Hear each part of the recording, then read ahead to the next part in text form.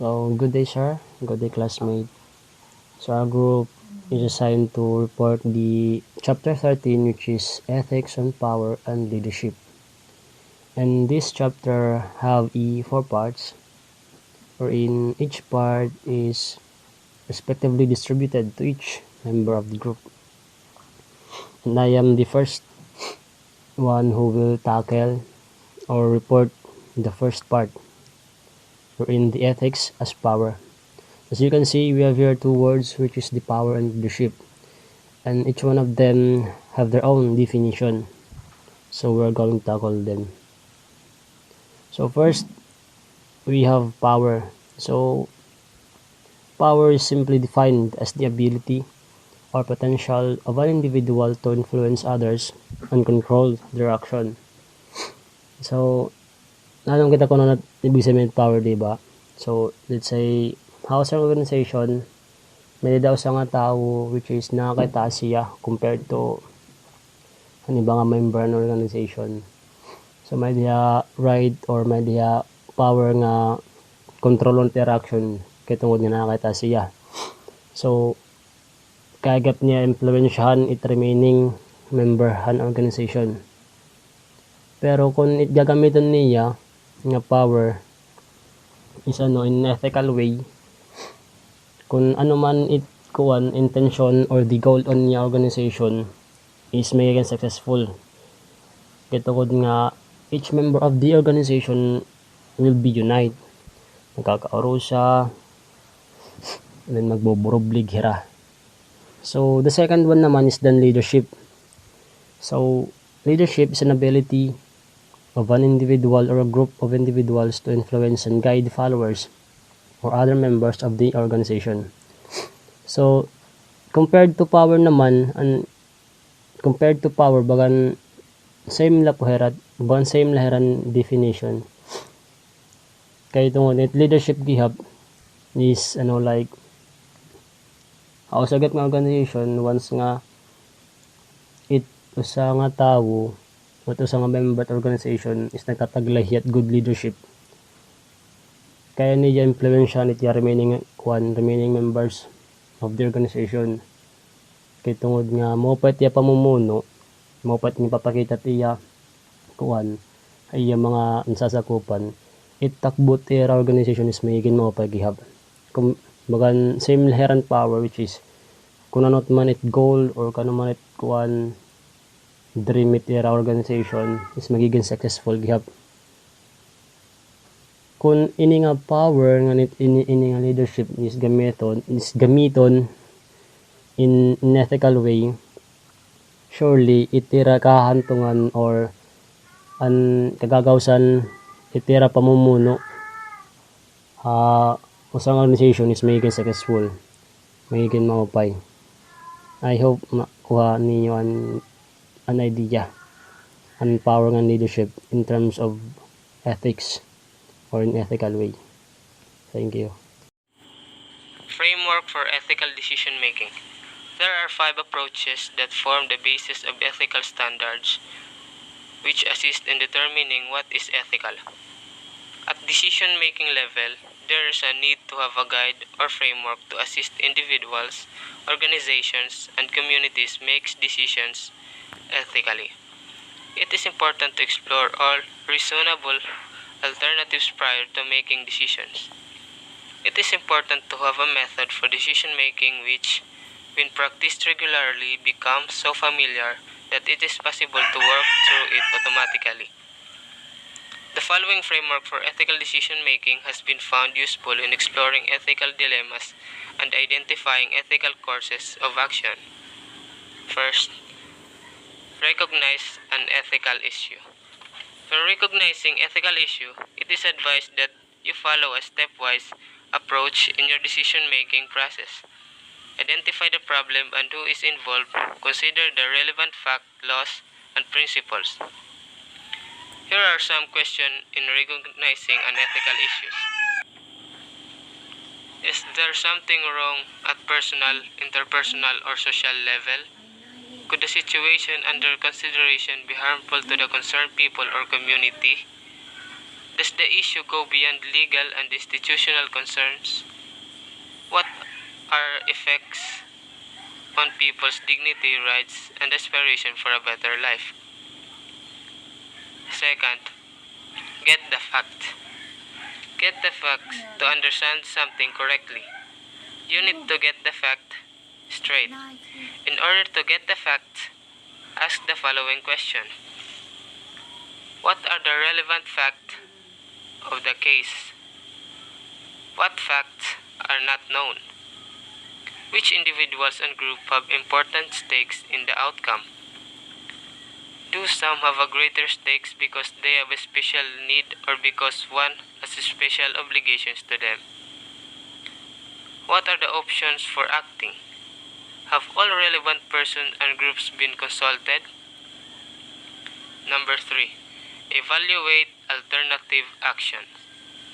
Evaluating alternative applies evaluation criteria to alternatives or options in a way that facilitates decision making. There are questions you need to apply in evaluating the options. First, which option will produce the most good and do less harm? Will everyone's rights and dignity be observed? Which opinion is fair to all stakeholders? Which option would help all participate more fully? Number 4. Make a decision and test it. Make a decision based on the information you gathered, assessing alternative solutions, and think about consequences. Considering all these perspectives, which of the options is the right or the best thing to do? If you inform someone you respect why you choose the option, what do you think would be his opinion? If you had to defend this position, for example, to the media, would you comfortable doing so? Number 5. Act and then reflect on the decision later. It is a process of structured thinking to help you analyze your decision. It means being open-minded and using self-awareness to reflect on your decision-making process, not the decision itself. Implement your decision. Assess how it turned out for all concerned. If you had to do it over again, what would you do differently? Now, let's go to the 15 diseases of leadership according to Pope Francis. First is the disease of thinking we are immortal, immune, or downright indispensable. This is the disease of those who turn into lords and masters, who think of themselves as above others and not at their service. These are the leaders who think that no one is more powerful than them. Sometimes they'll use that power not to serve but for their own interest. Second is the disease of excessive busyness. This type of disease can be seen on those who overwork themselves and end up forgetting special occasions such as family gatherings. Excessive busyness can cause leaders to neglect rest, which can be the reason of stress and agitation. Third is the disease of mental and emotional petrification. This disease is found in leaders who have a heart of stone, those who have lost their serenity, attentiveness, and daring through time. They become heartless and tend to neglect other members' emotions. Being a compassionate leader entails possessing humility and selflessness, as well as detachment and generosity. Fourth is the disease of excessive planning and functionalism. This is the kind of disease which the leader who plans everything down to the last detail and believes that with perfect planning things will fall into place. Planning is good, especially if it is a huge activity, but excessive planning has a high tendency to make the plan inflexible. It can also be detrimental, cause unnecessary delays, and cost of money. Next is the disease of poor coordination. Once leaders lose the sense of community among themselves, the body loses its harmonious functioning and its equilibrium. It then becomes an orchestra that produces noise. Its members do not work together and lose the spirit of camaraderie and teamwork. Just like our body, every part of it has a rule. Not just because you're the brain, you'll think only you is enough. That's not how leadership works. Next is the disease of sort of leadership Alzheimer's disease.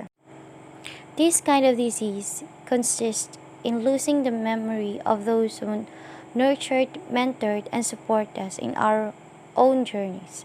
We see this in those who have lost the memory of their encounters with the great leaders who inspired them. These are also the kind of leaders who would start something but forget it halfway and leave the activities unattended. The seventh disease is the disease of rivalry and vainglory. When appearances, our perks, and our title becomes the primary object in life, we forget our fundamental duty as leaders. That as a leader, we must not look only on our own interest, but also for the interest of others. That as a leader, we should not compete with the other person for the sake of ourselves. Next is the disease of existential schizophrenia. This is the disease of those who live a double life. The leaders who split away from reality.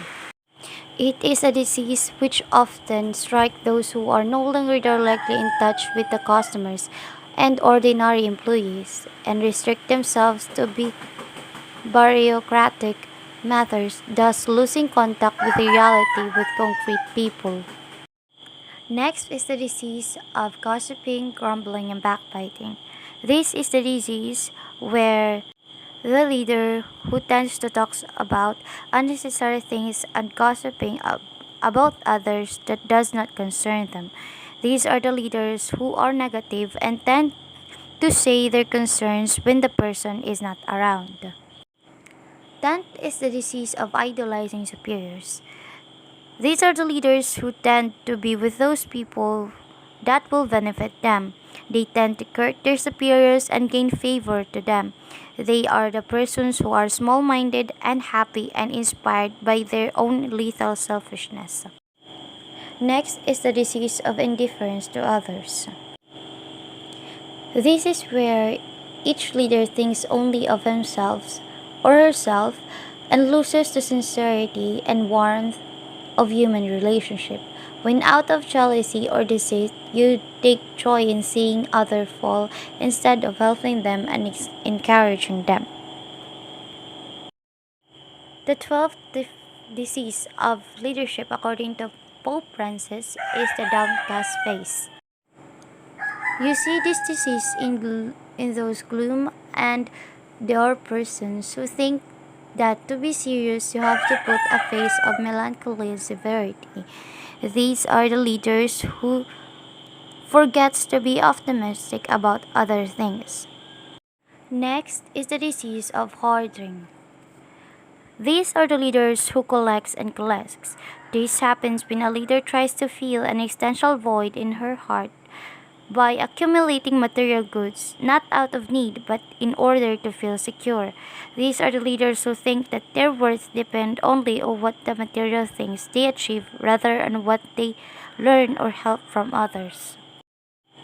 Next is the disease of closed circles, where belonging to a clique becomes more powerful than our shared identity.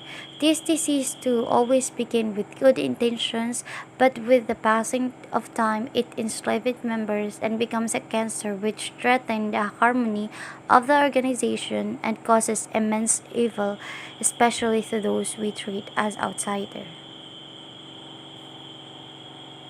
The next and the last disease, according to Pope Francis, is the disease of extravagance and self-exhibition. This disease happens when a leader turns his or her service into power and uses that power for material gain or to acquire even greater power. This is the disease of persons who is insatiably try to accumulate power, and to this end are ready to slander, defame, and discredit others, who put themselves on display to show that they are more capable than others. That's all for the discussion of our group. Thank you for listening.